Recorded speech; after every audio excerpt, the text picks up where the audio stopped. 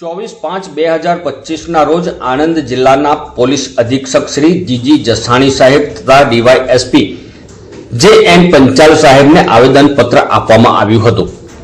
आ आवेदनमां आग्रह करवामां आव्यो हतो के आगामी ईद उल अजहा तहेवारना अनुसंधानमां तारीख 6/6/2025 थी 10/6/2025 दरमियान गाय अने गौवंश सिवायना कायदेसर रीते खरीदेला घेटा, बकरा, भैंस, पाड़ा वगैरह पशुओं हेराफेरी कोई कट्टरवादी संगठन के गौरक्षकों द्वारा कनड़गत के हैरानगति न थाय ते माटे पोलीस द्वारा परिपत्र बहार पाडवामां आवे।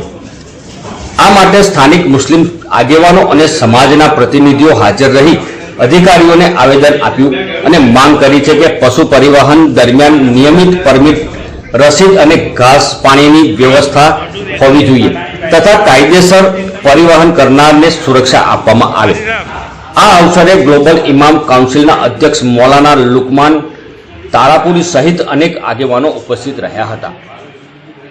आज का ये प्रोग्राम जो है आणंद मुस्लिम समाज, पूरे आणंद मुस्लिम समाज की तरफ से ये रखा गया है। जो बकरा ईद के मौके के ऊपर जानवर लाए जाते हैं और जानवर लाते हैं तो उसमें कोई न कोई हैरानगति किसी के भी हो, ये ना हो, किसी की हैरानगति ना हो, इसके लिए हमने डीवाईएसपी साहब को हमारे आणंद के मुसलमान समाज की तरफ से ये आवेदन पत्र हमने दिया है।